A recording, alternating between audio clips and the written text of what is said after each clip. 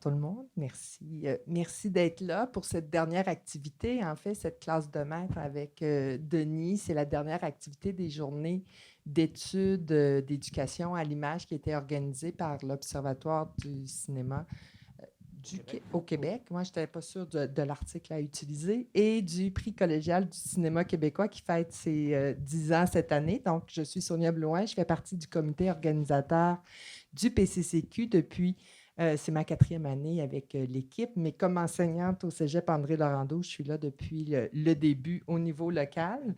Et je suis avec finalement Joël. Oui, Joël Lehmann, alors directeur adjoint de l'Observatoire du cinéma au Québec. Alors, encore une fois, il y en a qui m'ont vu tantôt. J'étais là pour faire la petite présentation au début du film. Alors, bienvenue encore. Heureux d'avoir pouvoir présenter le film Hygiène sociale gratuitement pour vous. C'est ce qu'on fait souvent à l'Université de Montréal lorsqu'on fait des classes de maître et autres. On essaie de faire une projection gratuite grâce à nos partenaires. Et voilà, aujourd'hui, notre partenaire, c'est Denis Côté. Alors, on lui souhaite la bienvenue et merci à toutes et toutes d'être là. Mais je vous laisse, Sonia, peut-être la première question. Ben Ou oui. on peut laisser Denis parler, peut-être faire un petit mot avant. Ben, peut-être commencer par parler du film qu'on vient de voir, que vous venez de voir, Hygiène sociale. D'où c'est venu cette idée-là, de ce film-là, qui semble-t-il traînait dans des tiroirs et que tu as ressorti. Mais d'où ça vient l'idée? Ben, bonsoir tout le monde. Moi, je m'en venais ici parler à une horde d'étudiants.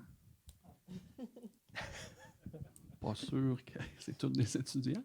Je vois des barbes un peu comme la mienne. C'est de la formation continue. Ah, c'est bon, c'est bon. Ben oui, il y a comme un petit malentendu autour d'hygiène sociale parce que quand on a sorti le film, on donnait des entrevues, puis là, on me demandait beaucoup si c'était un film de pandémie. Et au départ, je disais non, non, non, non, non. C'est un film que j'ai écrit en 2015.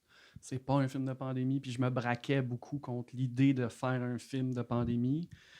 Puis après ça, j'ai réfléchi. Je dis, ben, s'il n'y en avait pas eu une pandémie, je suis pas certain que ce film-là aurait existé. Parce que ben, la genèse du projet, moi, j'étais parti dans un petit festival documentaire en Bosnie, à Sarajevo, en automne 2015. Puis j'avais loué un Airbnb. Et j'avais commencé à écrire avec aucune intention en tête. Je ne savais pas si ça deviendrait un film, une pièce de théâtre, un livre, aucune idée. C'était de l'écriture un peu automatique et j'étais fortement intoxiqué de la lecture d'un auteur suisse qui s'appelle Robert Walser, qui est certainement pas un satiriste, mais quelqu'un qui observe le quotidien d'une façon très personnelle, très oblique. C'est un auteur qui peut décrire une dame assise sur un banc dans un parc pendant 4 pages, puis c'est fascinant. Puis j'étais rendu à 5 ou 6 livres de cet auteur-là. J'étais rendu que je parlais comme lui, puis j'étais vraiment intoxiqué de son style. Et à Sarajevo, j'avais aucun ami. Il manquait d'eau chaude, d'électricité dans l'Airbnb. J'étais dans le seul café non-fumeur de la place. Et j'écrivais chaque matin des dialogues, des monologues un peu funky comme ça. Beaucoup de one-liners, des catchphrases un peu sophistiqués, ironiques comme ça. Je sais pas comment on peut appeler ça. Et ça sortait, puis Antonin, ben, je dirais pas que c'était pas un alter ego, mais c'est sûr que c'était le seul homme dans le truc. Fait Et il est cinéaste. oui, cinéaste. Fait que c'est pas personnel, mais ça sortait comme ça, puis c'était assez automatique. Et je suis pas certain que je le prenais énormément au sérieux, le matériel. C'était pas pour en faire un film. Et forcément, oui, quand je suis revenu à Montréal, j'ai vu ces 50 pages-là, puis ça m'intéressait plus ou moins de les relire. Et ça a été placé dans un tiroir. Et j'étais assez certain que ce que j'avais écrit, c'était pas le Denis de Montréal, c'était un Denis aliéné en voyage qui a pas de contact très, très concret avec son environnement. C'était détaché, c'était autre chose. Et c'est resté dans le tiroir pendant 5 ans. Et en avril-mai 2020, Larissa Corriveau, qui joue Solveig, elle me disait « Hey, t'as sûrement quelque chose dans tes tiroirs, il faut qu'on tourne. Nous, les acteurs, on tournera pas rien cet été, c'est la pandémie, on sait pas quoi faire. » Là, je dis « Ben, moi, j'ai jamais rien dans mes tiroirs. Ce que j'écris, je le tourne. » Puis, j'ai fait 13 films en 15 ans. D'habitude, ça roule. J'ai pas le temps de laisser ça dans les tiroirs. Et là, elle me dit « Je suis sûr que t'as quelque chose. » Et là, j'ai envoyé ces 50 pages-là sans les relire. Puis elle m'a dit, c'est absolument génial, il faut le faire. Et je dis, bon, on ne peut même pas se rencontrer, on ne peut pas travailler le texte. Elle dit, touche à rien, c'est trop brillant, tu touches à rien. Et c'est un peu ça qui s'est passé. On s'est rencontrés une seule fois sur une terrasse parce que les 6 acteurs, j'ai fait exprès, j'ai pris des acteurs de théâtre qui pouvaient performer du 12, 13, 14 minutes, comme vous avez vu là, il n'y a pas de trucage. Je pensais que ça me prenait quand même des acteurs d'un certain calibre comme ça. Et ils m'ont seulement demandé un jour sur une terrasse, dis-nous seulement quel ton que tu veux qu'on utilise. Puis là, j'ai dit, ben, ça pourrait être très, très poussé en ton français de France, mais on veut pas ça, on n'est pas français, puis on va pas jouer ça en québécois. Pouvez-vous me trouver un entre-deux? Pouvez-vous me laisser des silences entre chaque réplique? Je vous fais confiance. On a pratiqué un tout petit peu sur la terrasse, puis après, c'était cow-boy dans le champ. On avait $0. Ils étaient tous prêts à Pas jouer. d'autres répétitions que cette terrasse-là. Puis je leur faisais quand même pas mal confiance, là. Mais de toute façon, je savais qu'on serait tout seul, une équipe de 5 personnes dans un champ. Si on a recommencé, ben on va recommencer. On a une petite caméra vidéo, on le fera toute la journée, on va être tout seul dans des champs. En tout cas, c'est ce que je croyais qui allait arriver, puis c'est ce qui est arrivé. Et non, il n'y avait aucune contrainte, même pas sanitaire à la limite, parce que je ne sais pas si vous vous souvenez, août 2020, on était dans un gros creux de la pandémie, puis ça allait quand même assez bien au Québec. Là, on là. est dehors. On était dehors et on n'était pas UDA, on n'était pas Actis, on n'était pas dans aucune règle sanitaire selon les règles. Fait que je ne dis pas qu'on était délinquants, mais on faisait ça comme ça nous tentait. T'sais, les acteurs s'habillaient avec les costumes dans leur auto. La règle, chaque acteur c'était interdit de me parler de leur agent, de l'UDA. Il n'y avait rien d'Actis. Tu me parles de ça, t'es dehors. Là, sinon, ces films-là, tu ne peux pas les faire de toute façon. Et ben, c'est ça, on a fait le film, longue réponse pour rien, puis ce qui est assez bizarre, c'est c'est une anomalie dans mon parcours, ce film-là. Je le dis encore parce que j'ai pas eu le temps de vivre avec le matériel. Il a été dans un tiroir pendant 5 ans. On l'a tourné vite, je l'ai donné aux acteurs. C'est un peu leur film. Moi, je suis assis dans le champ, on a des plans statiques, puis je les laisse performer, je me laisse surprendre.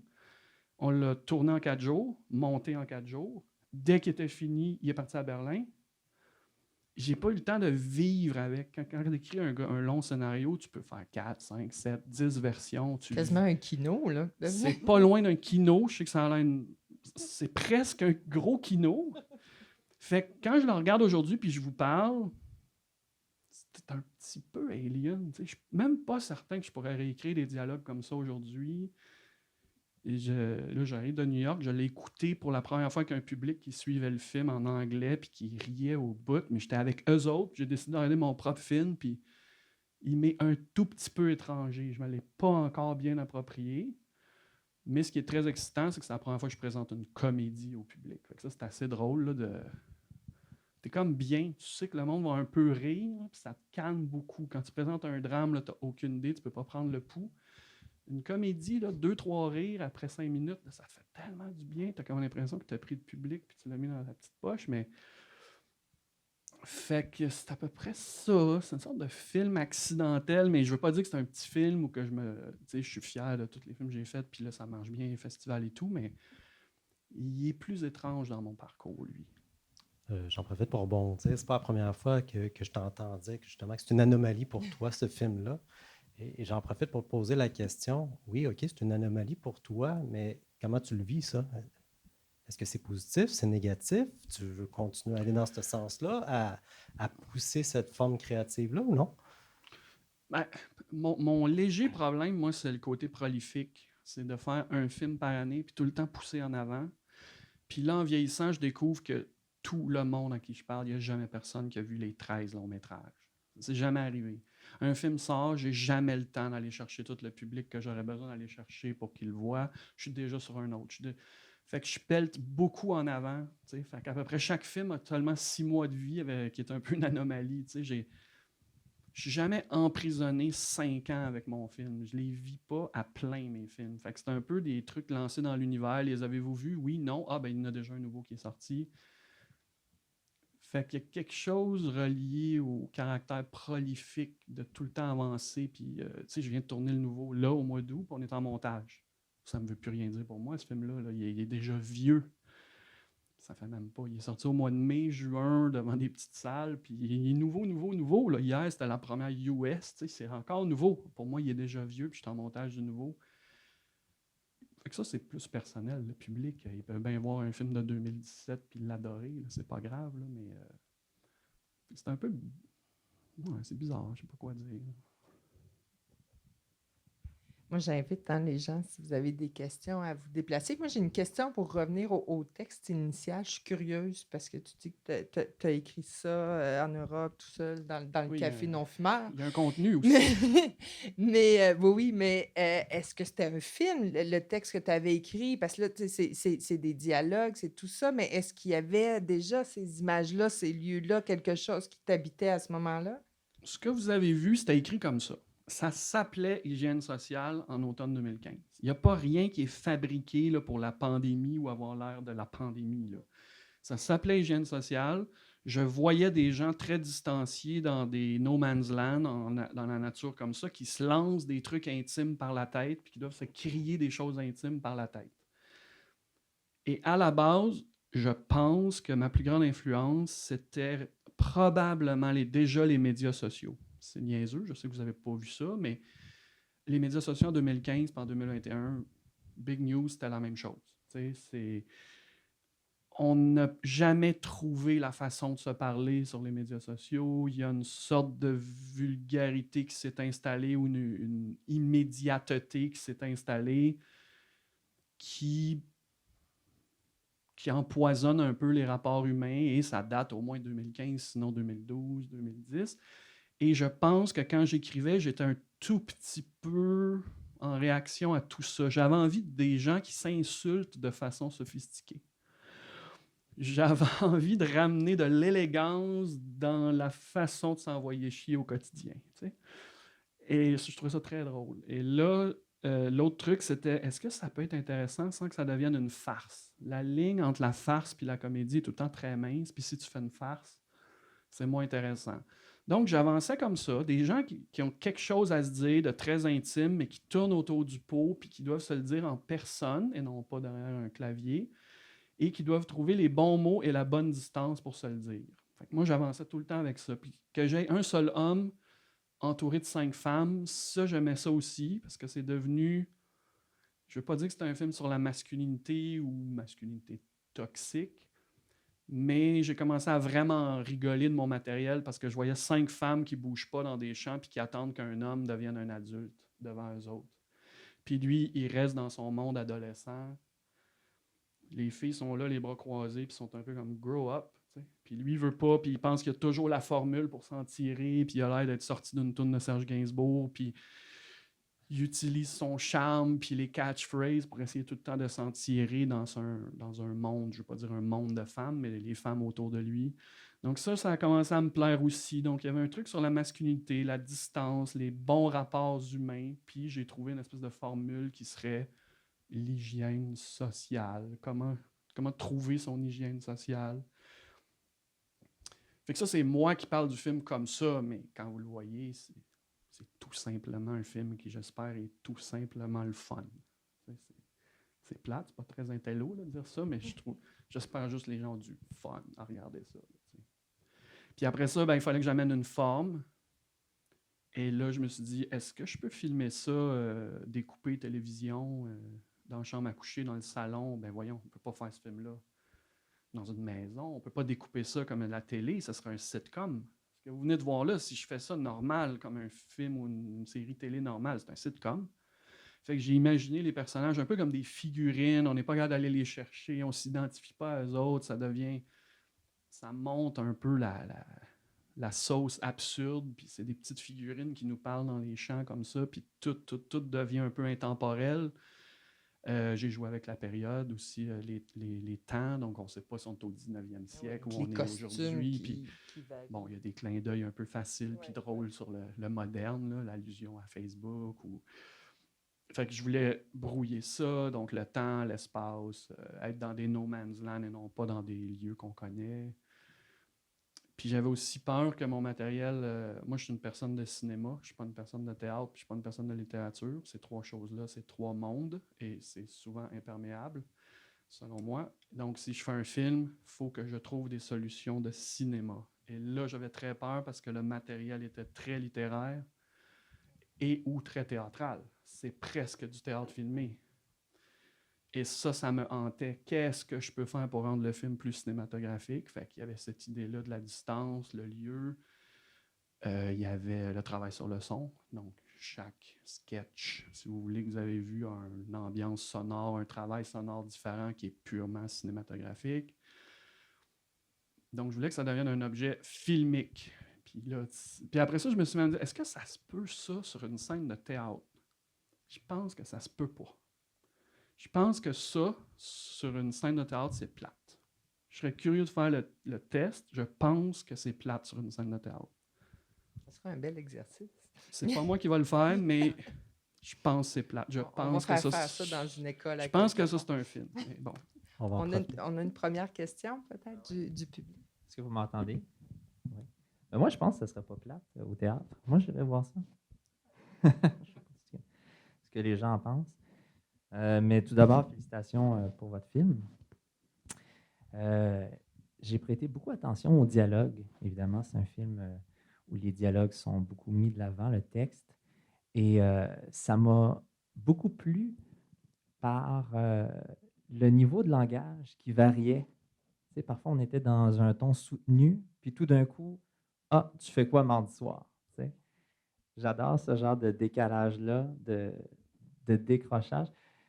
Et je voulais savoir, en fait, si j'ai bien compris, c'est comme une première écriture, puis ensuite, vous avez mis ça entre les mains des acteurs et actrices. Est-ce qu'ils se sont réappropriés ce texte-là, ont modifié des parties? Est-ce que vous y avez retravaillé ou vous avez vraiment laissé une pleine confiance aux acteurs et actrices? Ben, l'idée des décrochages, là, j'aime beaucoup le commentaire, ça revient encore à ce que je disais. Ces décrochages-là étaient absolument essentiels pour ne pas avoir l'impression que je faisais les liaisons dangereuses. Là, que je n'étais pas en train de mettre des images statiques sur quelque chose de très théâtral. Donc, les décrochages, même si ça a l'air d'un gag, Facebook ou, je ne sais pas, quand il dit « crise de tabarnak », ça a l'air d'un gag, mais j'y tiens, parce que là, ça te rappelle que tu es au cinéma et que personne ne se permettrait ça.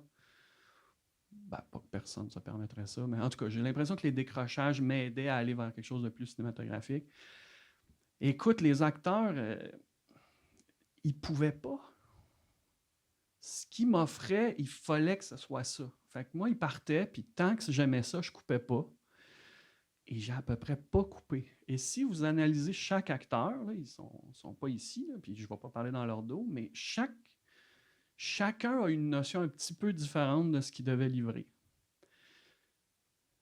La meilleure, si on veut, pour moi, là, qui livre ça le plus comme je l'avais imaginé, c'est la sœur, Solveig. C'est exactement ça que je cherchais, le niveau d'absurdité dans les silences et tout. Quand tu arrives à l'épouse, elle l'a joué un peu dans le réel. Elle joue presque de façon réaliste. Et là, ça m'énervait. Ça m'énervait un tout petit peu. Elle est limite réaliste, elle. OK, les dialogues sont drôles, mais elle a un ton réaliste. Et elle, c'est un petit peu plus difficile d'y expliquer que je voulais des décalages. Mais c'est quand même très beau, j'ai pas de problème. Mais on l'a repris 2-3 fois avec elle pour qu'elle comprenne d'aller vers un rejet du réalisme. Après ça, Cassiopée, c'est l'actrice qui joue le plus mal. Mais c'est génial. Je ne sais pas si vous avez senti, on dirait qu'elle est dans une pièce de théâtre de secondaire 5 à la fin, là, à la fin de l'année, une pièce de finissant, là, dans sa petite robe, j'étais là, elle est comme pas bonne à l'école secondaire, puis je me suis mis à adorer ça. Fait qu'au final, c'est comme ma préférée. Encore une fois, on cherche le décalage, on rejette le réel. Quand on est arrivé avec Rose, bon, elle, c'était juste un bulldozer de comique, il n'y avait pas de problème, mais c'est une très, très grande actrice, là, Kathleen. Là. Puis Puis après ça, ben, j'avais la plus jeune, qui était, elle, accompagnée plus d'une fonction documentaire là, pendant tout le film. Je trouvais qu'elle était comme mon lien documentaire. Elle, c'était la jeunesse. Elle croit encore en quelque chose, un cinéma qui est un petit peu plus vivant. Je l'ai filmé à l'épaule. C'est comme elle nous amène vers quelque chose. Puis à la fin, c'est la plus spirituelle. C'est celle qui croit encore à quelque chose.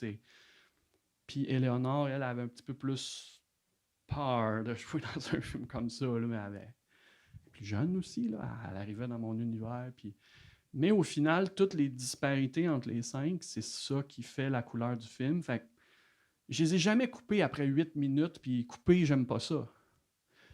Et ils se sont jamais trompés dans aucune take. Ils n'ont jamais bloqué à 11e minute, excusez, peux-tu couper? Ça m'a scié. Puis Maxime Godette, lui m'a demandé 2 mois pour apprendre les textes. Il m'a dit, laisse-moi 8 semaines.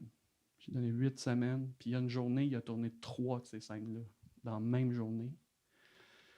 Fait que là, à un moment donné, j'en ai fait des commentaires sur les acteurs à travers les années, puis des fois, ils font pas exactement ce que moi je voudrais, ou leur attitude, ou je sais pas quoi.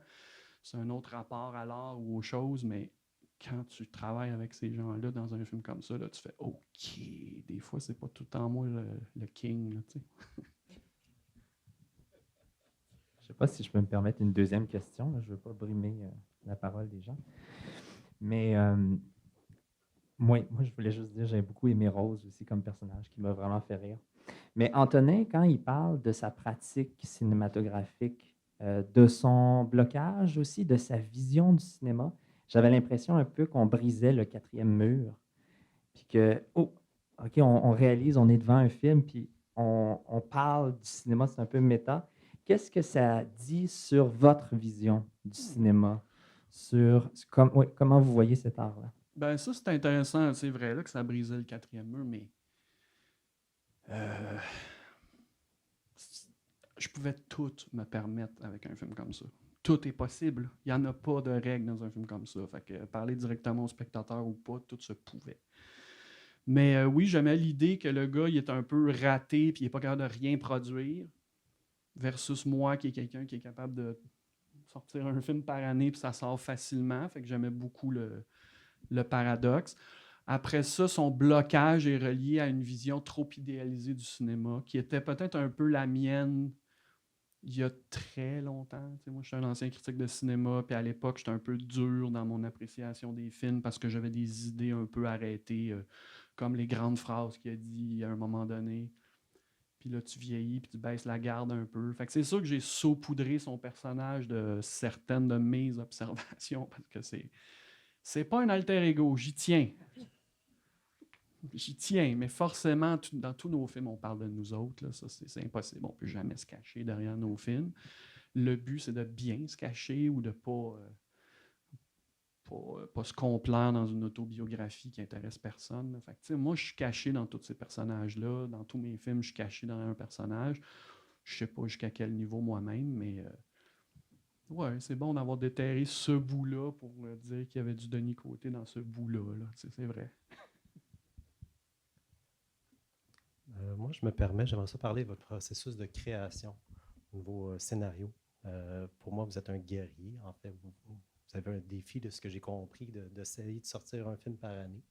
Est-ce que vous réussissez pas mal quand même? Et félicitations. C'est pas pour rien qu'on vous a invité ce soir. J'ai rien d'autre à dire par rapport à ça. Sauf que moi, je veux parler du côté scénario. Vous avez parlé de l'idée, ça a été écrit très rapidement. On l'a filmé rapidement. Le processus de création, moi, ça m'interpelle beaucoup, cet aspect-là des choses au cinéma. Comment est-ce que vous faites pour créer et savoir quand est-ce que c'est terminé? Si on a un défi de sortir un film par année, quand est-ce que j'arrête? Quand est-ce que je suis satisfait? Est-ce que le nombre de jours pour ce film-là, c'était assez? Je sais pas. Quand est-ce qu'on dit on met un point final? Je peux-tu prendre 1 heure pour répondre à ça? Non. OK, je vais essayer. Non, mais c'est la question qui me hante beaucoup moi-même, le côté très prolifique. Pourquoi je vais aussi vite? C'est sûr que ça me dérange. Ça me plaît et ça me dérange. Donc, je frappe un mur quand je suis devant un collègue cinéaste qui vient de prendre 5 ans pour faire un super film. Lui ou elle est très convaincu que c'est un chef-d'œuvre. big news, c'en est pas un, puis ta vie de ton film va être comme la vie de mes petits films ou whatever. Il y a pas de... C'est pas parce que tu as pris 6 ans à faire un film qui est meilleur, ça c'est certain. Fait que j'ai un peu un mur d'incompréhension de certaines personnes. Comment tu peux aller aussi vite puis penser que tu es toujours dans quelque chose de satisfaisant ou... Regarde, moi, j'ai remarqué que tu peux faire du cinéma comme un peintre fait une toile. Un film peut être un geste. C'est pas toujours un chef-d'œuvre. Et il y a une idée qui se promène que faire un film, c'est des années d'écriture, des années pour le financer parce que tu frappes des refus, des ci, des ça. Tu dois y aller selon l'industrie. Le tourner, c'est aller à la guerre. La post-production, c'est aller à la guerre. Puis tout ce que je viens de dire là, pour beaucoup de monde, ça, c'est 5 ans. Et je le respecte, et ça arrive souvent comme ça. Moi, on revient à l'idée du peintre. Moi, donner un coup de pinceau, qu'il soit gros, qu'il soit petit, qu'il soit vendu très cher sur le marché ou pas, ça me plaît. C'est faire du cinéma comme un peintre se lève un matin puis il va faire une peinture, puis on ne sait pas si elle est grande ou un petit. Des fois, je vois mon cinéma comme un mur, puis c'est des briques. Il y a une petite brique, une grosse brique. Je ne sais pas quelle brique fait tenir le mur, mais ça s'appelle un mur, ça s'appelle une œuvre. Puis à un moment donné, les gens, les 13 films, ils en ont vu 4 ou 5. C'est une œuvre, ils savent qu'il y a quelqu'un là, il y a un certain respect, ils n'ont pas tout vu, mais il y a un nom, puis ça me fait plaisir. T'sais. Moi, je vais fonctionner plus au respect dans l'œuvre en général. Beaucoup de cinéastes, c'est un film à la fois. Est-ce que je l'ai réussi? Oui ou non? Maintenant, on va attendre 5 ans pour faire le prochain. J'ai pas une tête comme ça, je peux pas. Fait que le film que vous avez vu ce soir, ou mon film de l'année passée qui s'appelait Wilcox, on va appeler ça des petits films. J'aime pas dire petit. Puis on va dire que Répertoire des villes disparues, c'est un gros film. Je suis pas supposé de dire ces mots-là, mais c'est ça parce que l'industrie est faite comme ça. Donc moi, à travers le temps, j'ai développé l'idée que les gros films, c'est pour gagner ma vie, premièrement. Platement dit comme ça, c'est pour gagner ma vie.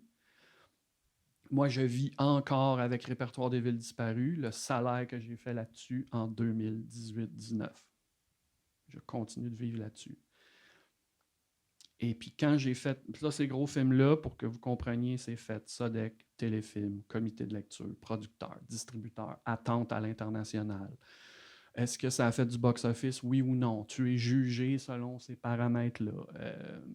Ça sort en salle, tu te chicanes pour l'affiche, tu te chicanes pour la bande-annonce, tu te chicanes avec tes collaborateurs. Puis ça, j'aime ça le faire, parce que c'est des acteurs, souvent je travaille avec des collègues et des acteurs très professionnels selon les règles de l'industrie. Je me prête au jeu. J'aime pas tout le temps ça, mais je me prête au jeu. Mais dès que ces films-là sont finis, j'ai absolument besoin de pas régresser, pas retourner faire des tout petits films, limite des films étudiants ou un kino. C'était pas Mais j'aime ça. péjoratif. Non, mais j'aime avoir entendu le mot kino. L'idée à 47 ans d'aller dans un champ avec $0, avec 3 autos, puis 5-6 bons acteurs, puis faire un film en dehors de toute règle de l'industrie, ça fait plaisir. Je suis fier quand je fais ça. Je sais que je suis presque tout seul. Je sais que j'en fais chier plein. Je me fais demander comment tu fais ça, comment on fait ça. Ça fait beaucoup, beaucoup, beaucoup plaisir. Fait que le film, même si, tu sais, je veux dire, ça a été vu par... il a joué 20 fois à Montréal pendant la pandémie dans une salle qui pouvait contenir 18 places, puis ici 15. Tu sais, c'était... On n'appelle pas ça un succès, mais ça me fait encore plus plaisir de les faire, ces films-là, que les gros films de l'industrie. Les gros films, j'ai jamais fait un gros film. Mais donc, c'est ça. Ça, c'est ma façon de me promener dans les différentes grandeurs. Ceci dit, je respecte tous les cinéastes qui commencent là, puis que leur seule idée, c'est de faire ça. C'est humain, puis c'est normal. Tu fais ça. La courbe d'ambition dans ta vie, c'est toujours ça. Que tu sois dans ta vie personnelle ou que tu sois un créateur, c'est normal de faire ça.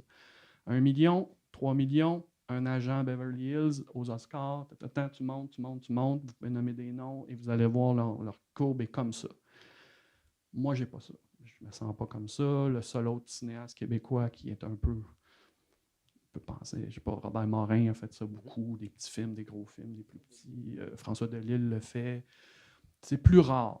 Fait qu'il ne faut pas avoir la relation qu'on établit par rapport à son ambition, il faut que ce soit sain. Puis moi, c'est assez sain. C'est-à-dire que quand j'ai fait un film comme ça, faut pas que je me comporte comme le roi du monde. Là, gars, en fin de semaine à New York, ils m'ont mis dans 2 projections, des salles grosses comme ça. La salle à côté, il y a 1000 places, puis c'est un film qui a gagné à Berlin, puis la salle à côté, c'est un film qui a gagné à Cannes, puis ils sont là, les 1000 personnes, puis moi, je suis 2 fois dans cette salle-là, puis c'est mon 13e film, puis j'ai 47 ans. Si j'emmagasine de l'amertume, je suis mort. Ça ne me donne rien de faire ces films-là. Là. Ça se peut pas, c'est impossible. J'étais très content, j'avais 70 personnes les 2 soirs, j'étais super heureux, je suis parti. Mais il faut juste... Fait que je continue de faire ces films-là qu'on peut appeler un peu dans le champ gauche tout le temps. Je veux dire, Hygiène sociale ou Wilcox, on peut revenir au mot anomalie dans le portrait du cinéma Mais québécois. ça fait partie du processus, ta démarche de création. Est-ce que dans le fond, C'est le pas du processus calcul. est plus important que la Pas fin, loin, en fait? Pas loin, pas loin. Moi, que vous aimiez ou pas mes films, ou qu'on me dit il est bon ou il est pas bon, à un moment donné, ça s'applique plus. À un moment donné, tu fais « Ah, je l'aime bien, lui, tu sais, il a fait plein de films, puis il y a une démarche, puis elle est rigoureuse, puis il lâche pas, puis on dirait que ça fait plus plaisir que quelqu'un qui est en larmes devant toi, puis il a été tellement touché par ton beau film où tout le monde pleurait à la fin. Moi, je suis moins là-dedans. Tu sais, j'ai toujours dit la même formule. Le jour où je vais faire un film qui a 400 personnes à la fin du film, ils applaudissent toutes. Les 400 en même temps. Les larmes aux yeux. C'est très suspect. Ça veut dire que tu as fait un film qui rejoint 400 personnes d'âge différents. Ils ont toutes pleuré à la même place. Il y a un problème, là. Il y a un problème avec cette unanimité-là. On est quand même d'accord. T'sais, moi, je continue ma formule de tant que je fais un film qu'il y a 2-3 personnes qui sortent par projection, j'ai gagné mon pari. T'sais. C'est pas de la provocation, c'est pas choquer un public, c'est juste s'assurer que tu as toujours ta signature. Puis tant que je continue à entendre « Ah, lui, celui-là, je l'ai vraiment pas aimé, Denis. Ah, lui, il était bon. » J'aime beaucoup me promener dans... Ouais, vous aimez ça, je comprends que vous aimez ça vous promener sur la ligne, puis il ne faut pas rester mais stable. Mais c'est pas de la provocation. Non, je dis si pas, c'était de la provocation, je ne ferais pas Non. un exercice comme ça, je ne parlerais pas aux gens, je ferais des Q&A un peu, vous n'êtes pas content, la portée là. Mais pour moi, ça ressemble à un exercice personnel de vouloir se confronter à savoir est-ce que je vais me planter ou non. Si je plante, Oui. puis je reconnais que vous êtes un grand curieux, si je plante, je vais apprendre, puis je vais Ça, j'aime continuer ça. à progresser. Ça, j'aime ça. C'est comme quand je tourne aussi. On vient encore d'en tourner un film. La façon que je découpe mes scènes, par exemple, nous deux, on va avoir une discussion ensemble là, dans 5:49. Ben, moi, d'avance, c'est décider comment on va la tourner. On va être ensemble dans le même plan, ce qu'on appelle un two-shot, puis on va faire la discussion. Et dans mon carnet, c'est two-shot, discussion, 5:49. Fait que quand j'arrive avec mon équipe, je dis « Bon, mais la 5:49, c'est un two-shot, on parle comme ça. » On le fait. Puis quand c'est fini, mon équipe fait « C'est tout? » Je dis « Qu'est-ce que tu veux dire, c'est tout? » Ben, tu ne mets pas la caméra juste sur elle, puis après ça, la caméra juste sur toi, puis après ça, la caméra au fond, puis la caméra en haut, puis là, je sais pourquoi. Puis là, ben, pour te donner des options au montage. 80% des cinéastes fonctionnent comme ça. Oui, mais pourquoi on voudrait des options? Moi, j'en veux pas parce que Non. ça s'appelle de la mise en scène. Oui. Et qu'est-ce qu'il y a dans de la mise en scène? Il y a des choix de mise en scène. Et si je me pète la gueule dans mon two-shot, tant pis pour moi, poubelle. Puis je vais aller sur un exemple bien plus précis.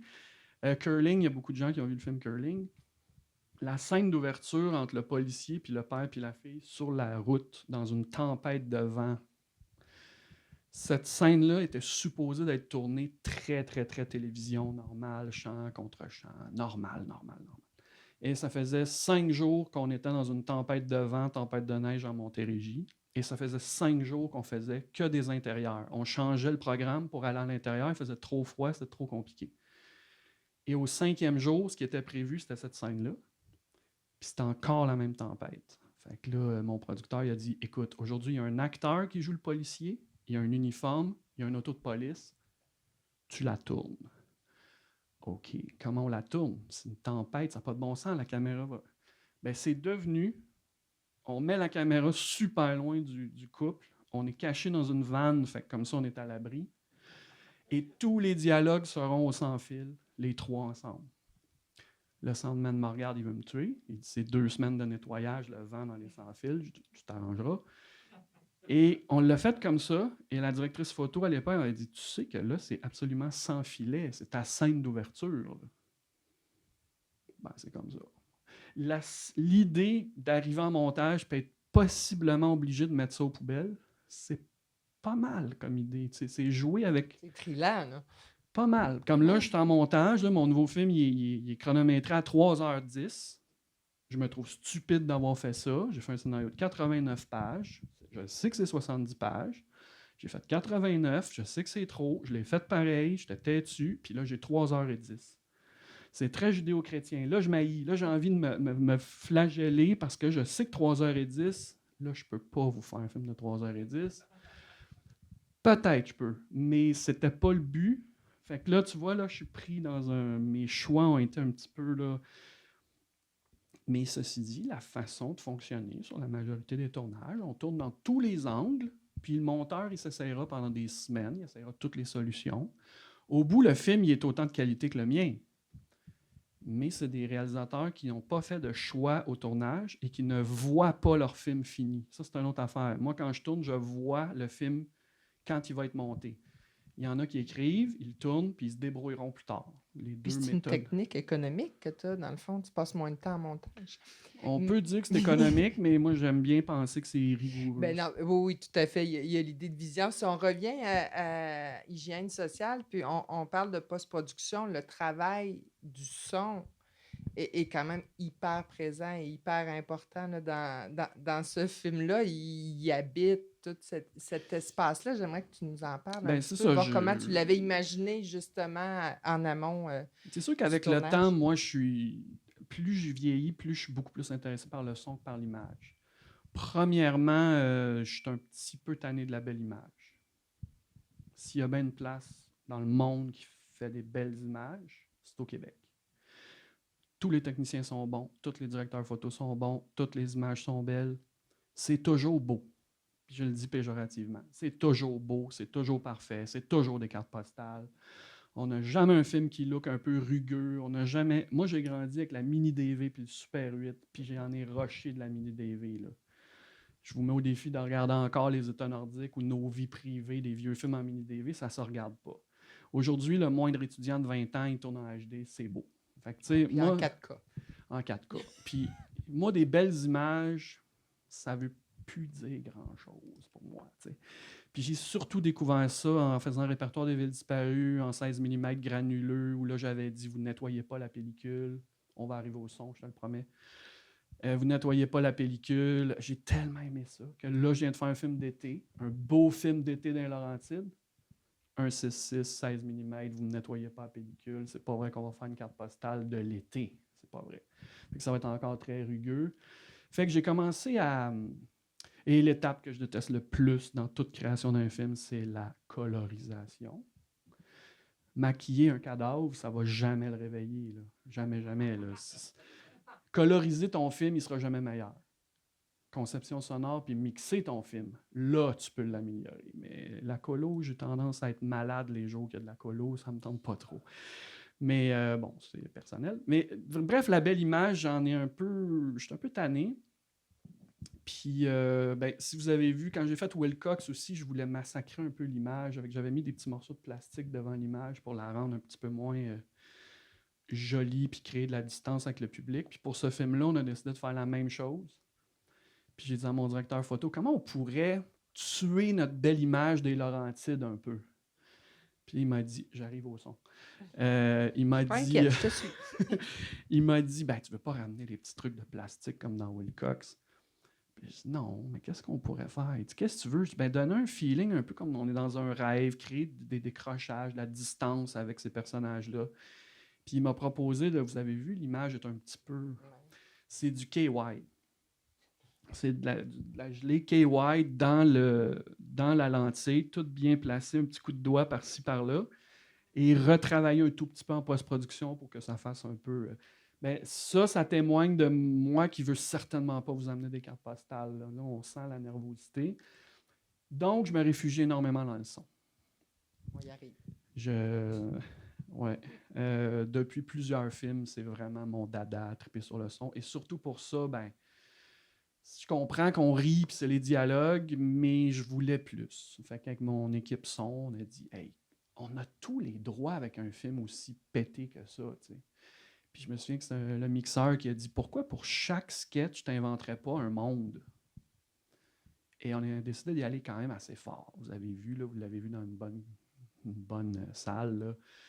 Là, j'ai commencé à réfléchir. Bon, le frère puis la sœur, le frère puis la sœur, le frère puis la sœur. Bon, ah ouais, les gros corbeaux, tu sais, il me semble que c'était tellement le fun de faire ça. Après ça, il parle avec sa femme. Ben là, j'ai dit, OK, la thématique de ça, ça va être le vent. Tous les vents. Il y a même des vents d'hiver, puis elle va aller à la plage, tu sais. Après ça, avec sa prétendante, ben, j'ai dit, on va emmener des sons exotiques. On est allé chercher des trucs de la jungle. Il y a des animaux qui n'existent même pas. Puis après ça, là, c'est là qu'on a peut-être dépassé les bornes avec Rose. Ça, c'est très drôle parce que quand on tournait, il y avait un gars qui était en train de se construire une maison super loin.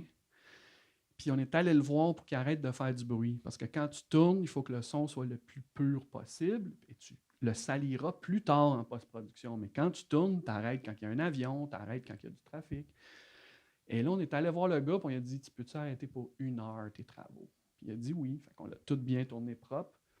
Mais là, ma super idée avec Rose, c'était de mettre de la construction. Fait que tout ce que vous entendez est complètement faux, tout recréé avec des scies. Puis là, je dis, là, j'avoue que les gars de son, ils m'ont fait, t'es sûr? Je dis, oui, il y a un condo qui se construit hors cadre. Je veux qu'il y ait un condo. Puis je trouvais que ça allait avec les sons de la ville, les sons de la cité, les sons de pas la politicienne, la tax collector qui vient, puis elle amène les sons désagréables avec elle, puis lui, ça le confronte. Et la civilisation. Là. carrément après, Aurore, qui est la plus spirituelle, disons, puis qui étudie en théologie, mais qui travaille au McDo, elle, on a emmené des sons complètement de outre-tombe avec elle, puis il y a comme l'air d'avoir des monstres, t'sais. C'est tellement le fun dans un film comme ça, pouvoir tout se permettre. Le but, c'est que ça n'ait pas l'air d'une farce ou que ça n'ait pas l'air trop gratuit. Mais ça, j'avais le bon film pour délirer au niveau sonore, là, mais y aller très, très, très fort. Là. C'est peut-être un que je suis allé le plus fort. Puis je pense que mon amour du son va tout le temps plus s'approfondir par rapport à l'image. C'est pas fin pour les gens d'image ou pour mon directeur photo, mais il me comprend. Là, sur le nouveau film, je disais, écoute, quand ça fait 20 minutes que tu es clair, tu vas recevoir des looks. Il fait, OK. Puis il me dit, ben là, c'est une scène de nuit, tu me laisses combien de temps? Une scène de nuit, tu as 1 heure. Il savait, là, puis quand il y a un groupe dans une pièce, je dis, là, tu m'éclaires ça 360 degrés, puis tu m'amènes pas des petits flags, puis de la belle petite dentelle, comme j'ai déjà connu avec d'autres directeurs photo, c'est non. Puis François, c'est un gars qui tourne des affaires comme de garde 24/7. C'est lui qui tourne dans les écoles secondaires. 180 jours. 180 jours. C'est un gars qui tourne pas loin de 300 jours par année à l'épaule, n'importe quoi, dans n'importe quelle situation. Fait que l'amener sur un film de cinéma, c'est quelqu'un qui n'a pas d'ego. C'est quelqu'un qui va y aller à fond comme ça. Puis, le meilleur exemple de ça, c'est probablement Will Cox ou Répertoire des villes disparues, qui ne sont pas des films qui sont faits pour être beaux. T'sais. Vous avez compris que je suis tanné des belles choses. Est-ce qu'il y en a qui ont d'autres questions? Excusez, je parle beaucoup. Ben non, ça va. Je pense que c'est ça l'exercice. Peut-être aller au micro, oui, s'il vous plaît, c'est pour qu'on capté, puisse l'entendre dans pour la l'enregistrement. captation. À moins que vous nous dites qu'on le coupe au montage. J'ai fait la même face quand ils ont expliqué ça. Pour savoir, est-ce que toutes les prises du film, c'était des one-er, une prise? Non, parce que on avait le temps de recommencer. Mais ça a été très surprenant. Tout a été fait en maximum 3. Maximum 3. Mais ça, on aurait voulu faire 5. C'est pas parce que c'est 14 minutes ininterrompues que j'aurais pas pu en faire toute la journée. Il n'y a pas d'équipe. On est juste entre amis, puis on est assis dans le gazon. On peut bien... Mais tout était comme 3 prises. On était sur des terrains où on avait à moitié demandé la permission. Fait qu'on surveillait le proprio.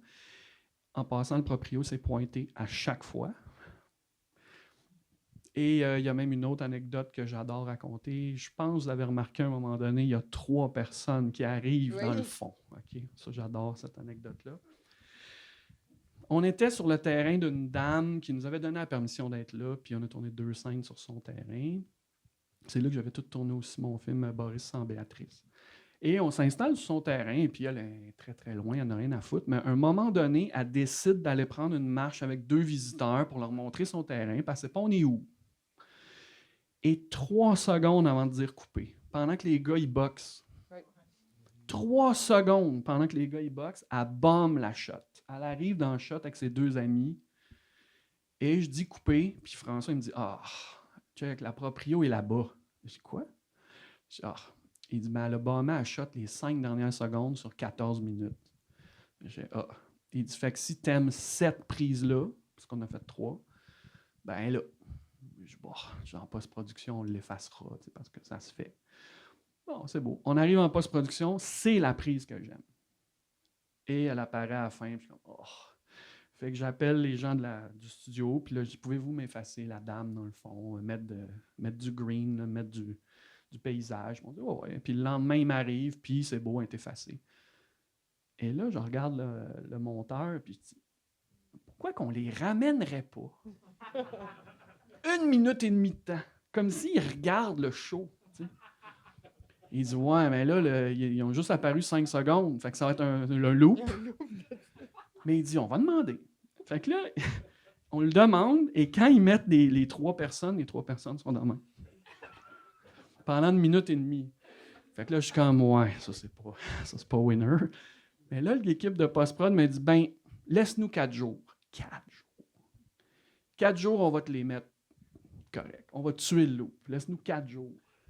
Puis ils ont tué le loop. Puis là, tu as une espèce d'effet à la Roy Anderson, petit public dans le fond qui apparaît.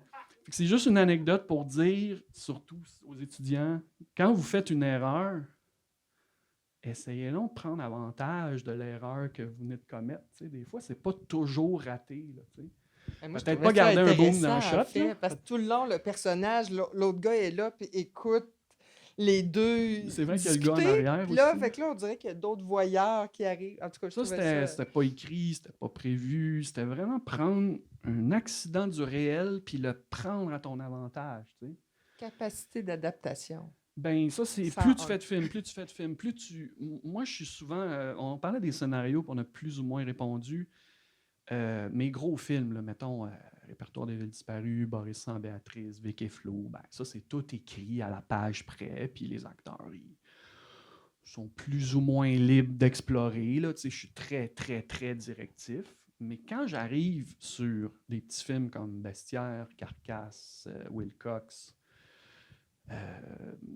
ben là, il faut que je lâche l'idée que je peux contrôler toute la patente. On est juste 3 dans un champ. Et là, il faut que les accidents du réel, il faut que je les accueille. Il faut que je les accueille à bras ouverts. Il ne faut pas toujours que je dise « Ah non, non, non, il y a un nuage. Ah non, non, non, il y a un auto qui a passé. » Il faut tout ça que tu sois en mode « OK, je n'ai pas de scénario. J'ai-tu le droit de faire ça? Oui, j'ai le droit de faire ça. Oui, j'ai le droit de faire ça. » Vous avez un exemple dans ça, c'est la lumière qui change. Il y a un nuage qui passe. Tu l'acceptes. J'ai l'impression que vous vivez avec le temps qui passe, vous aussi. Un tout petit peu d'ajustement en post-prod. Mais accueillir les erreurs, ça nous ramène encore au cinéma québécois qui est si parfait que tout se corrige. T'sais.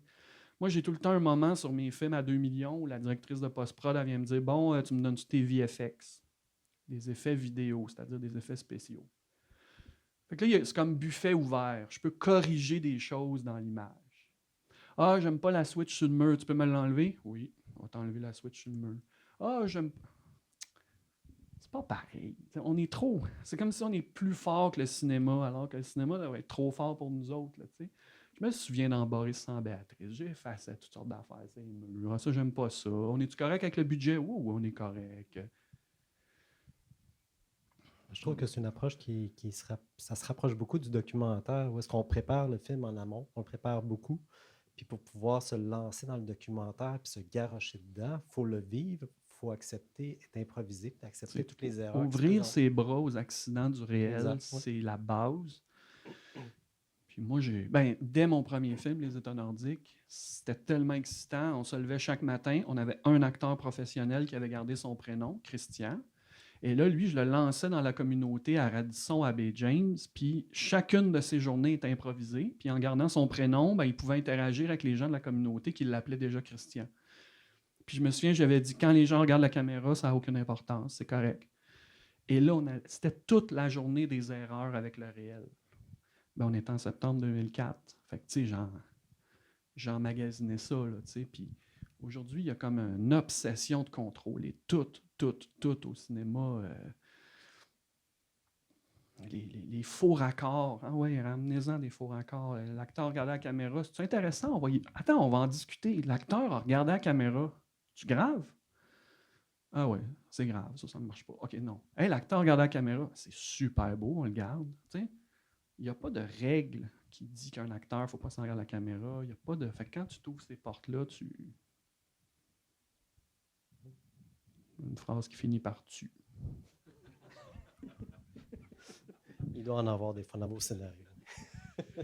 Ben, les scénarios aussi, ben, c'est un exercice qui ne me dérange pas parce que j'aime bien aussi faire partie de ce qu'on appelle l'industrie, c'est-à-dire me prêter au jeu d'aller vendre mes projets aux institutions. Tu sais. Moi, j'aime beaucoup faire Wilcox sans le présenter aux institutions. J'adore faire hygiène sociale puis aller dans un très grand festival puis ils ne m'ont pas donné $1. Là. Tu sais, ça, c'est vraiment excitant. Mais à côté de ça, proposer un vrai projet, un document de 30 pages où tu expliques toutes tes intentions, comme mon nouveau film et tout.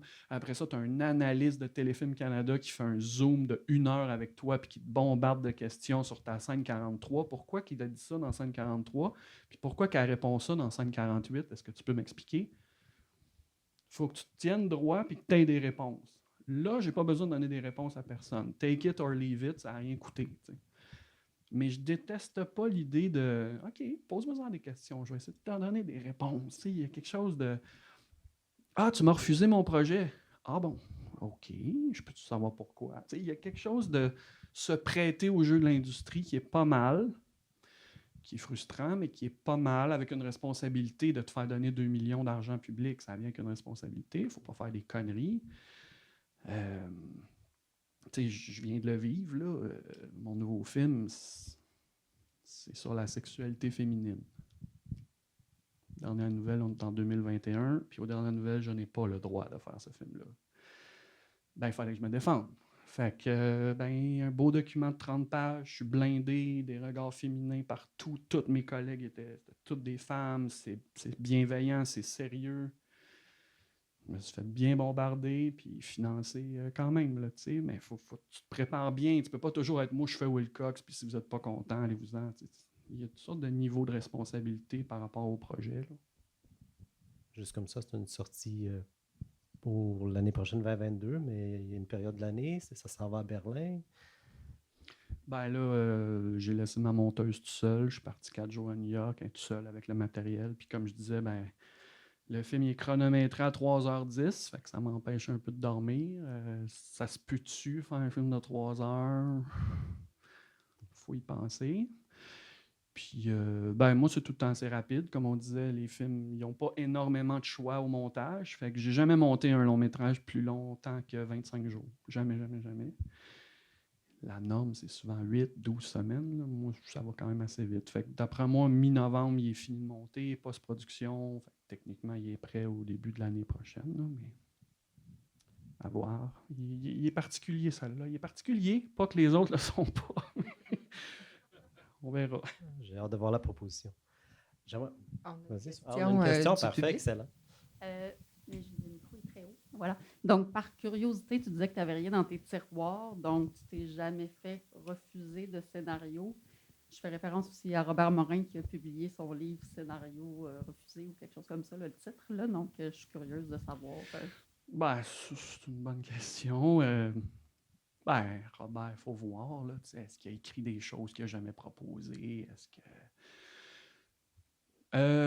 oui, moi j'ai eu une très longue période de refus jusqu'à 35 ans, jusqu'à temps que j'ai l'âge limite pour être dans jeune créateur. Donc de 23 ans à 35 ans, c'est des nombres.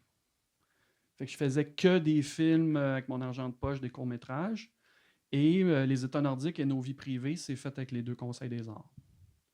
Donc, j'ai pas de Sodec de 23 à 35 ans. Fait que des fois, il y a une petite idée qui se promène. Il est chanceux, Denis Côté, il fait beaucoup de films, il est facilement financé. Mais quand on prend chaque film un par un, Wilcox, c'est mon argent de poche. Hygiène sociale, c'est fait avec zéro. Puis tout à coup, le Conseil des arts est arrivé, on s'est donné un petit peu d'argent.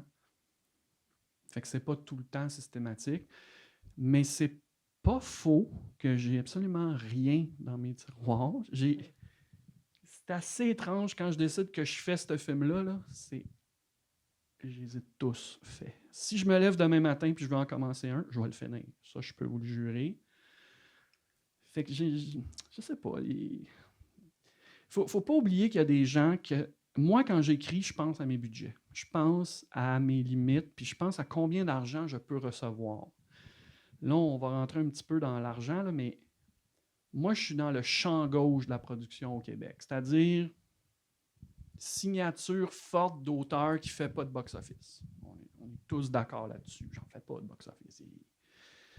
J'ai jamais un film qui a eu plus que 6000 personnes au cinéma. 6000, c'est un mardi de Mario Chapdelaine.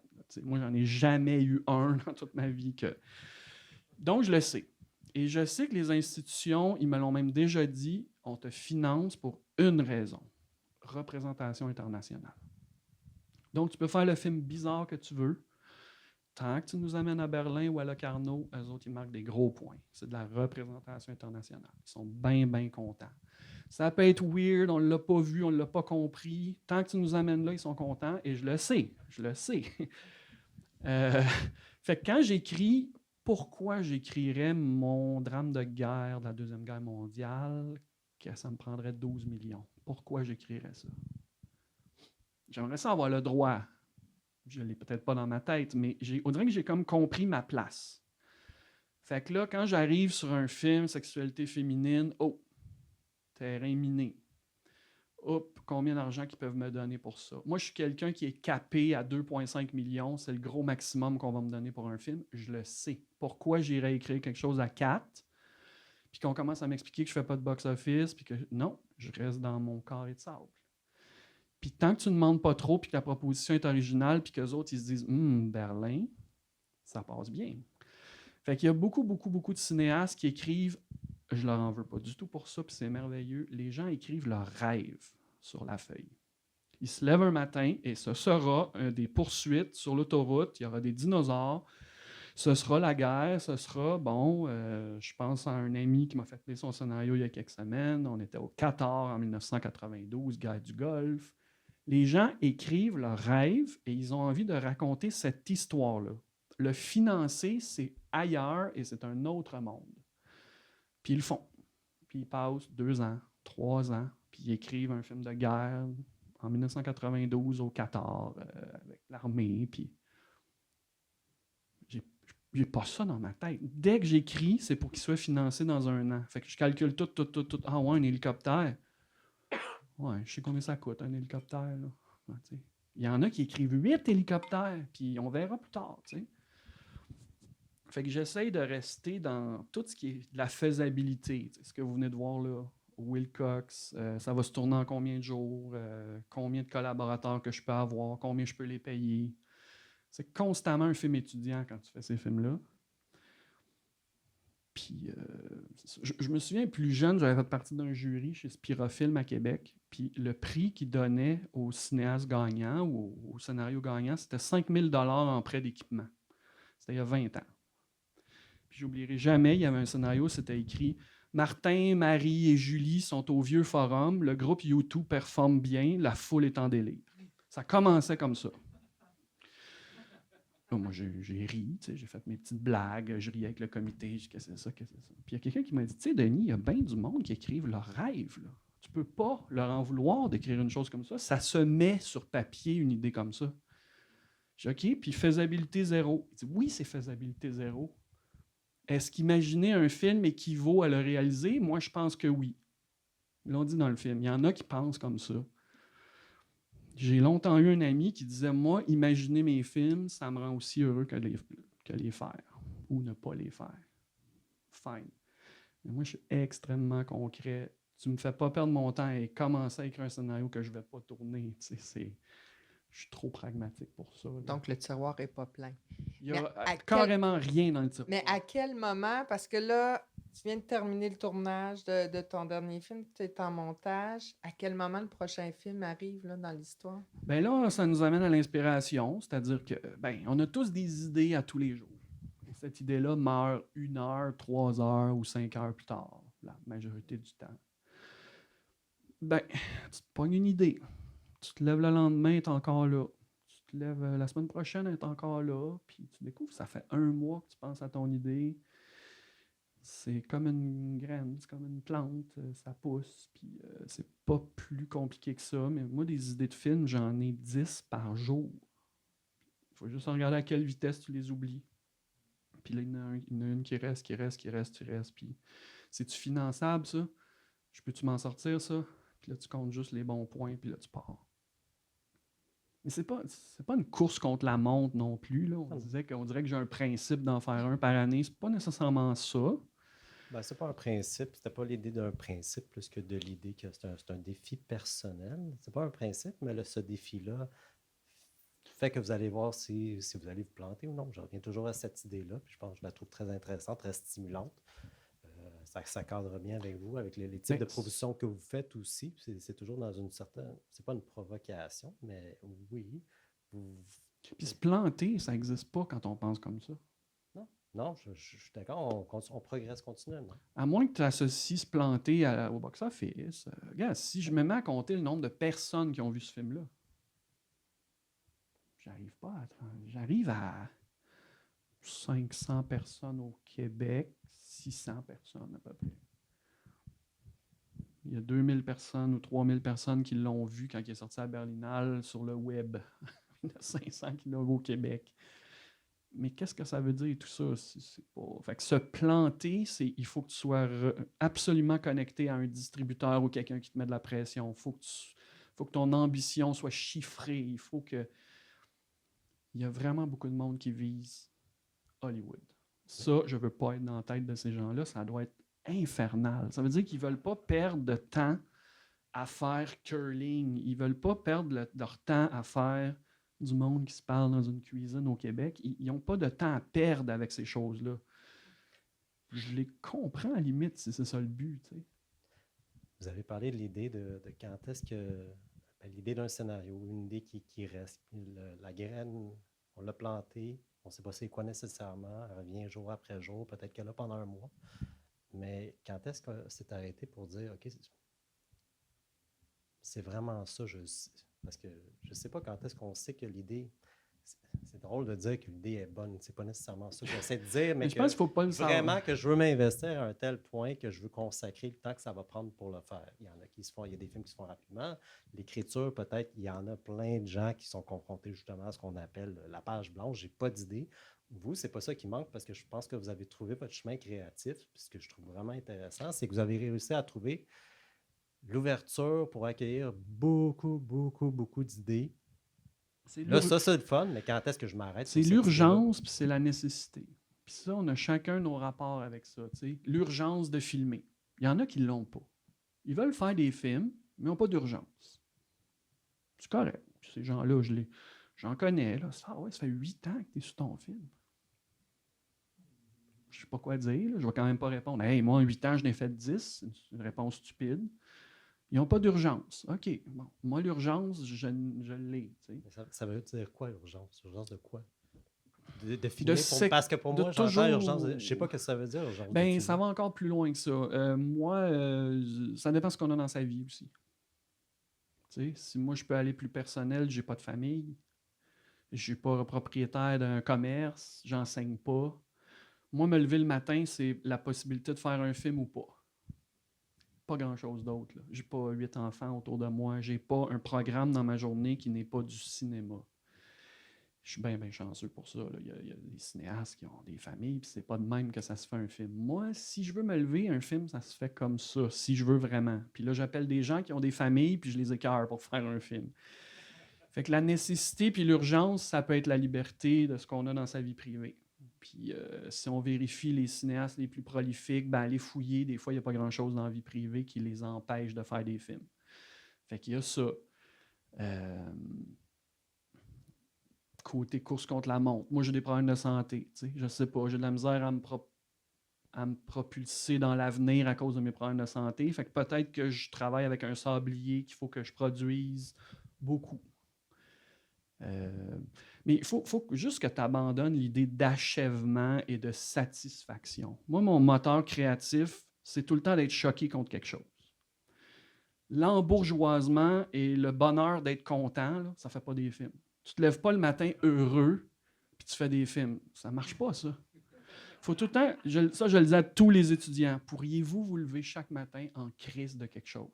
Soyez pas désagréable avec les gens autour de vous autres, mais soyez en maudit contre quelque chose. Votre gouvernement, votre mère, vos enfants, votre job, l'état du cinéma, la cinéphilie, une institution dans votre ville qui vous dérange au niveau cinématographique, la culture québécoise, la politique québécoise, vos profs. Soyez choqués contre quelque chose, puis c'est assez surprenant le moteur que ça pousse à créer des choses. Pas créer des objets de gars frustrés, là, c'est pas ça que je dis, mais c'est comme quand tu écris. Moi, j'ai écrit des scénarios en partant en voyage. Mais pourquoi je me prendrais un chalet sur une montagne en Suisse? Pourquoi j'irais ça, il y en a beaucoup qui font ça. Un beau petit chalet dans les Laurentides, je vais aller écrire. Quelle boîte que tu vas me ramener? Tu sais, moi, je suis allé à Budapest, à Noël, pas d'amis. Je suis allé, c'est niaiseux, ça a l'air facile à dire, mais ayez sous le nez différentes classes sociales, ayez sous le nez des scandales passagers ou ayez sous le nez des choses qui vous poussent à créer. Ça prend des moteurs créatifs, puis il faut se les trouver. Mon nouveau film, je suis allé l'écrire à tous les jours assis dans la cafétéria ou les zones de travail des étudiants de McGill. Je ne connaissais personne. Éclairé au néon dégueulasse. Il y a une machine à Pepsi là, il n'y a rien. Puis là, je savais que j'amenais mon ordi, que je me mettais à travers un paquet de jeunes de 22 ans. Déjà, cette jeunesse-là, c'est niaiseux, mais ils sont tous en apprentissage d'autre chose. Tout arrive, tu as 47 ans, tu as l'air du vieux cochon dans la cafétéria. Ça marchait.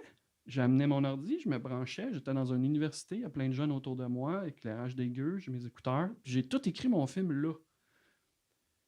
Le chalet dans les Laurentides. Qu'est-ce qui m'aurait donné ce chalet-là? Tu sais, il y a quelque chose le moteur à trouver pour te... Alors, c'est ça. Alors, chaque place peut changer par rapport à l'écriture. J'ai déjà posé la question à Sébastien Pilote. Où est-ce que tu écris? Est-ce que tu as besoin d'un calme absolu? Pas mal tout le monde est différent. Oui, Moi, chez nous, je peux pas.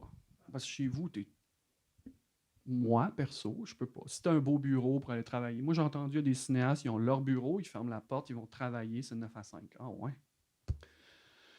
Moi, je peux pas. Tu fais la vaisselle, tu appelles ta mère, tu regardes la télé, ça marche pas. Il faut que, c'est judéo-chrétien, il faut que je me loue un appartement à l'étranger, je le paye, c'est cher, je m'achète un billet d'avion, c'est cher, donc j'ai payé cher, donc il faut que j'aille créer.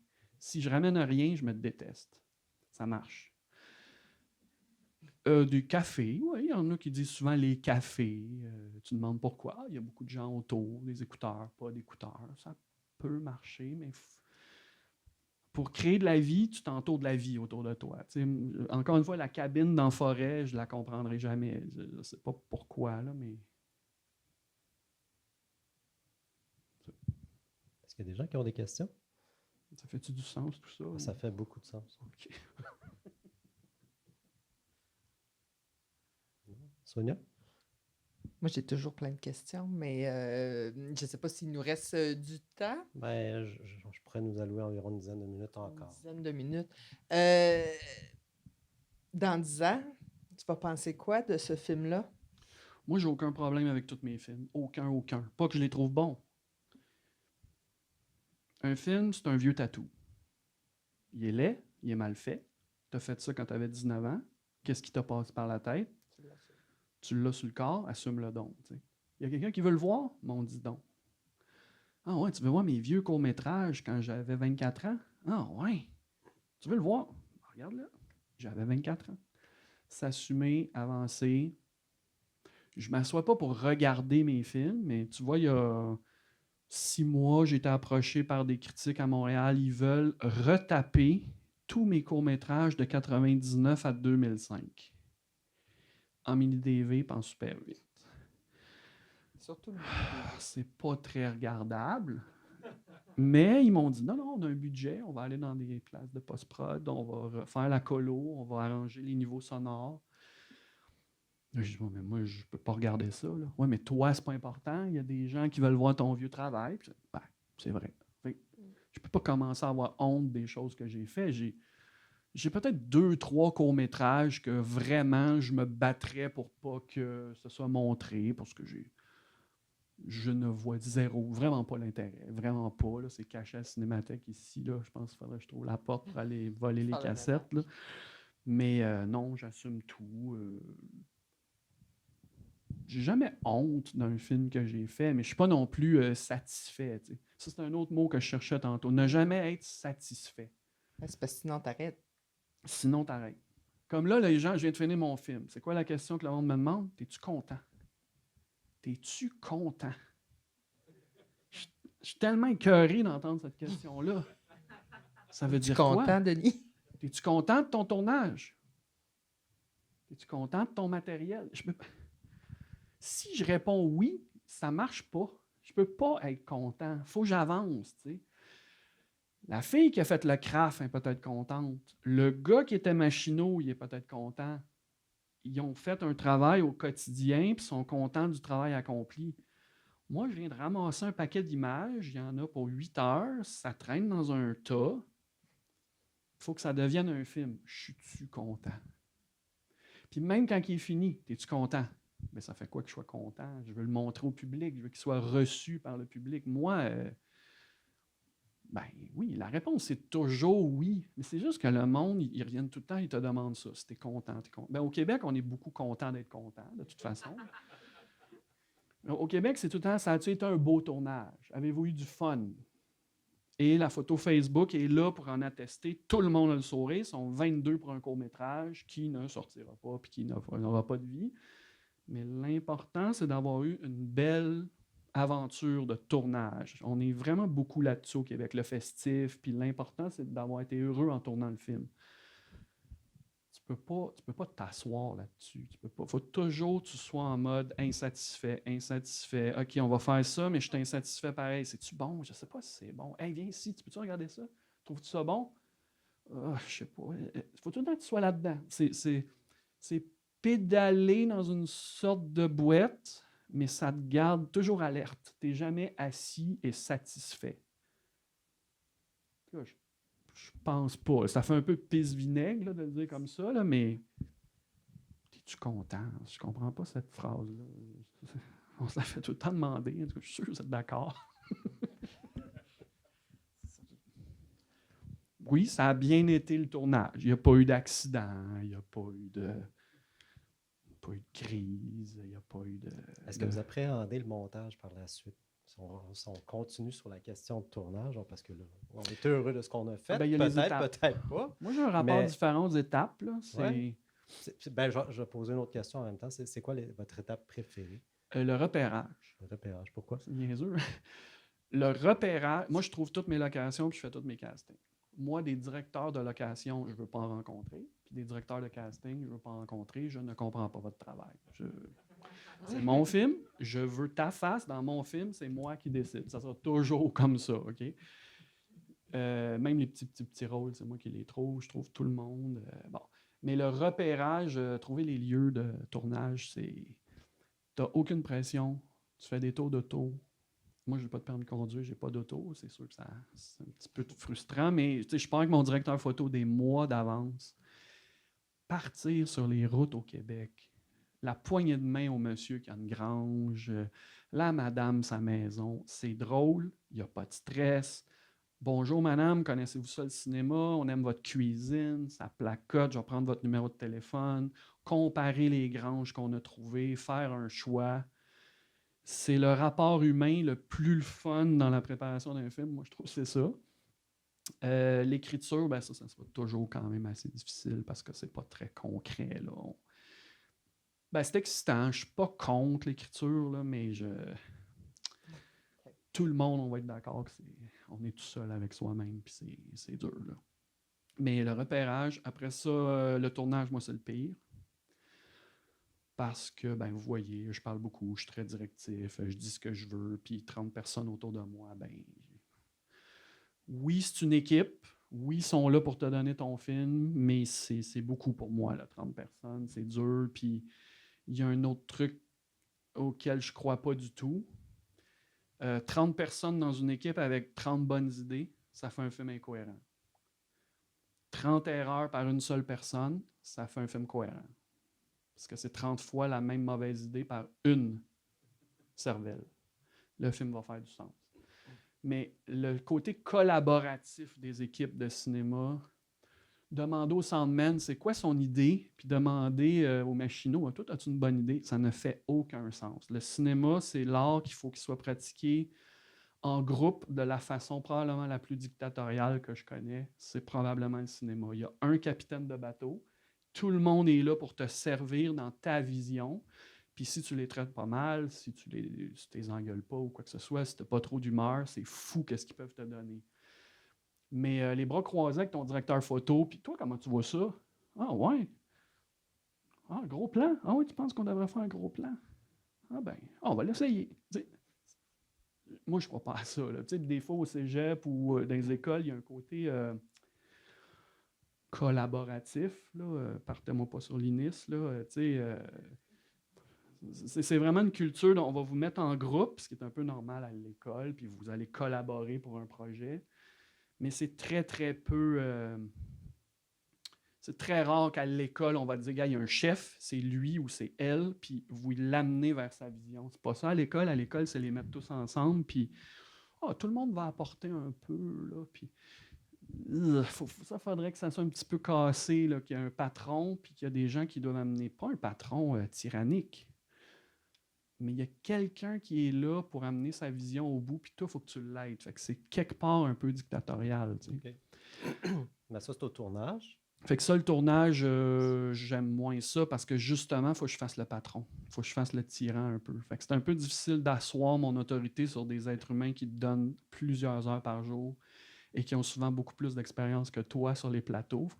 Moi, sur un plateau professionnel, c'est moi qui ai le moins d'expérience. Parce que tout le monde, tous ces gens-là, ils travaillent 250 jours par année, ils sont tous techniquement meilleurs que moi. Montage, j'adore. Puis, post-production, on en a parlé. Puis, parce qu'au montage, tu réécris ton film. Au mixage sonore, tu peux même réécrire ton film. Mais ça m'amène justement à cette idée-là. Vous avez parlé du tournage, puis il doit y avoir un capitaine. Il ne faut pas que justement que tout le monde contribue, sinon ça va devenir très incohérent. On arrive au montage. C'est une monteuse, monteur, ou vous montez peut-être vous-même le film. La question que je pose, celle-ci, c'est est-ce que là, il y a de l'ouverture pour discuter avec la personne avec qui vous montez?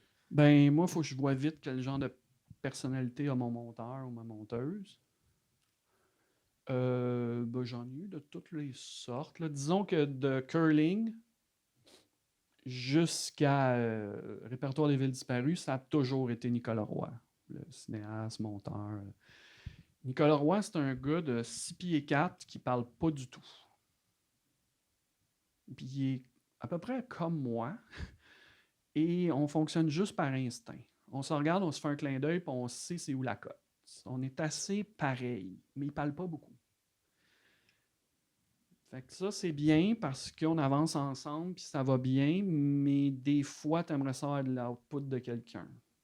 Fait que là, tu vois, là, j'ai un film sur la sexualité féminine. J'ai appelé Nico, j'ai dit, c'est pas vrai qu'un gars qui parle pas de mon âge va monter un film sur la sexualité féminine. Il a fait, je comprends. Fait que là, j'ai une fille, mais je suis aussi un peu directif en montage, mais comme c'est pas moi qui opère moi-même, finalement, je suis directif tout le temps. Ouais, je sais pas...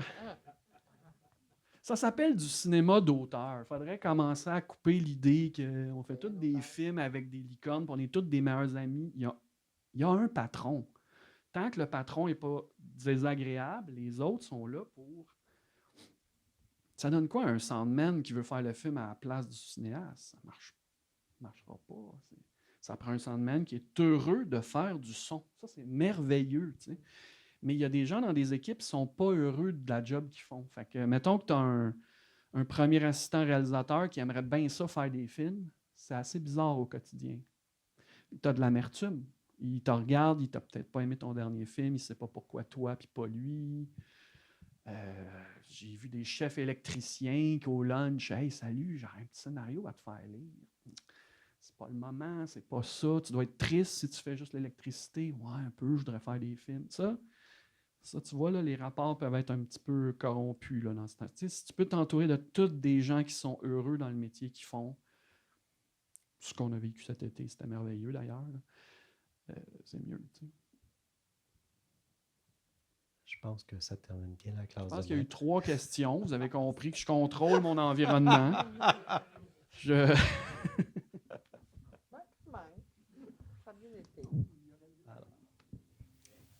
Oui.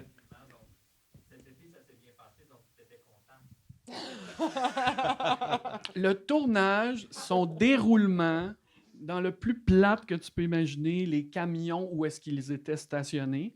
Je suis content, ils étaient bien stationnés.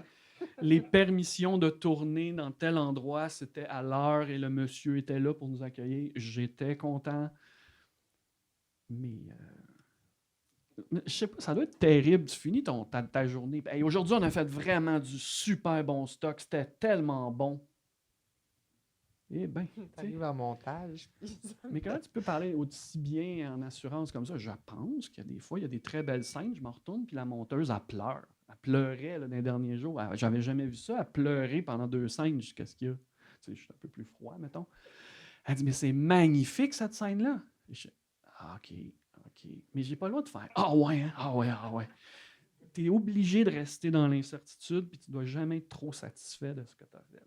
Il faut que tu sois fier, puis que tu l'assumes, mais content d'être satisfait, d'être heureux. Là. Ça marche pas, ça. Ça marche pas, ça. Ben, merci beaucoup. Oui, j'aimerais ça qu'on en profite pour remercier Denis Côté pour cette belle classe de maths. Tu es venu. Merci. Je suis heureux parce qu'on a eu beaucoup de contraintes pour faire cet événement-là. Et Denis était à New York et il arrivait, de ce que j'ai compris, cet après-midi. Alors, il est venu à la course de New York. Je vous remercie à nouveau d'avoir accepté. Ce qui est super le fun aussi, c'est que pour nous autres, pour l'OCQ, puis PCSUQ aussi, c'est un retour en présentiel dans cette formule-là. Et en plus, c'est un mardi. Puis nous autres, ça s'appelle les mardis de l'OCQ. Alors, un grand merci. Moi, j'en suis très heureux. Puis en passant, je dis, chaque fois que je fais ces événements-là, je dis aux gens, gênez-vous pas, trouvez-moi sur Facebook si vous voulez voir des vieux films que vous n'avez jamais vus. Des fois, ils sont durs à trouver, là.